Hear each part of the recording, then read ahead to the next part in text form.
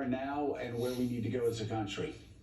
Yeah, so, the history of America, very rarely have there ever been moments when people truly had the right to vote. It's basically between 1965 and the Shelby County decision. We won't name the other party in that decision at this time, that completely decimated and gutted the Voting Rights Act. And ever since, we've seen Republicans across the country try to suppress the vote, and we've also seen them take advantage of institutions that are inherently undemocratic. I mean, you look at the Roe v. Wade draft decision from this week, and there's a lot of different factors that went into it, but if you think about how that happens, it happens because America, in so many ways, is not a democracy. I mean, 5 of the 9 Supreme Court justices were appointed by presidents who ascended to the office after losing the popular vote.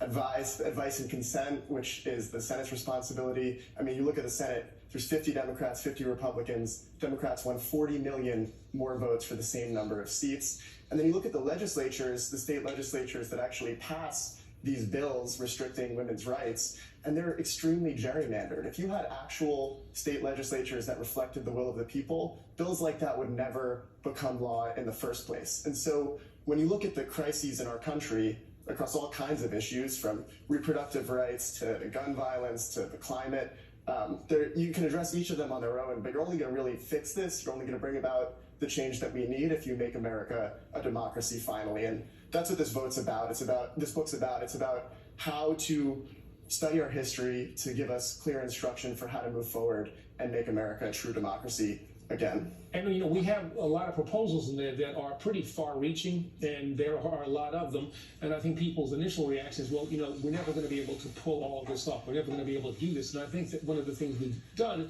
is to look back at our history and identify people who, looking at America as flawed as it was back in the past, and found ways to make us better. And I think it's up to this generation to commit itself again, as others have done, to come up with ways in which we perfect our union. There are structural issues that we need to deal with, but it's not as if this is the first time that this nation has faced these kinds of problems.